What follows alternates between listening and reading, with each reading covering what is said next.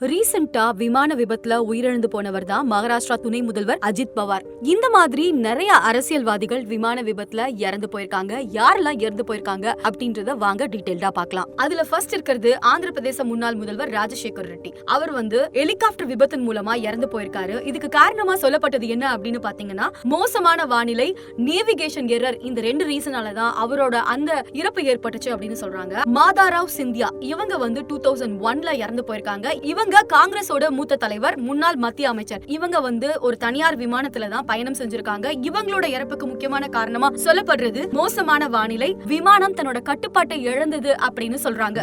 எவர் charming beauty Soundarya இவங்களுமே 2004ல ஒரு plane கிராஷ்ல தான் இறந்து போனாங்க. இவங்களோட இறப்புக்கு காரணமா சொல்லப்படுறது பிளேன் ஸ்டார்ட் ஆனதுமே அங்க ஏற்பட்ட தொழில்நுட்ப காரணத்தினால தான் இவங்க இறந்து போயிருக்காங்க. இந்த விமான பயணம் எதுக்காக இருந்துச்சு அப்படின்னு பாத்தீங்கன்னா, அவங்க ஒரு பிரச்சாரத்துக்கு கிளம்பிட்டு இருந்தாங்க. அந்த மொமெண்ட்ல தான் இப்படியான ஒரு பிளேன் கிராஷ்ல அவங்க இறந்து போனாங்க.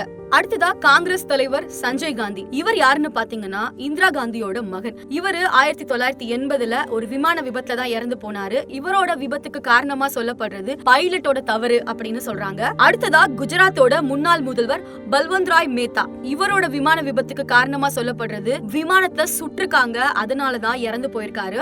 இந்தியா பாகிஸ்தான் போர்க்காலத்துல தவறுதலா பாகிஸ்தான் விமானப்படை இவரோட விமானத்தை சுட்டதுனாலதான் இவரு இறந்து போயிருக்காரு. ஆந்திராவோட மக்களவை சபாநாயகர் தான் GMC பாலயோகி. இவரு ஹெலிகாப்டர் விபத்துல இறந்து போயிருக்காரு. அடுத்ததா பாத்தீங்கன்னா, அருணாச்சல பிரதேச அமைச்சர் டார்ஜி காந்த். இவரும் ஹெலிகாப்டர் விபத்துல இறந்து போயிருக்காரு. அதே மாதிரி அருணாச்சல பிரதேசத்தோட கல்வி அமைச்சர் தேரா நுத்துங். இவரும் ஒரு விமான விபத்துல தான் இறந்து போயிருக்காரு. And finally NVN Somu. இவரு மத்திய இணையமைச்சரா இருந்திருக்காரு. இவரோட விமானம் விபத்துக்குள்ளானதுல தான் இவரு இறந்து போயிருக்காரு. இதுக்கு காரணமா தொழில்நுட்ப கோளாறு அப்படின்னு சொல்றாங்க. இந்த விமான விபத்தெல்லாம் பத்தி நீங்க என்ன நினைக்கிறீங்க அப்படின்றத மறக்காம கமெண்ட்ல சொல்லுங்க.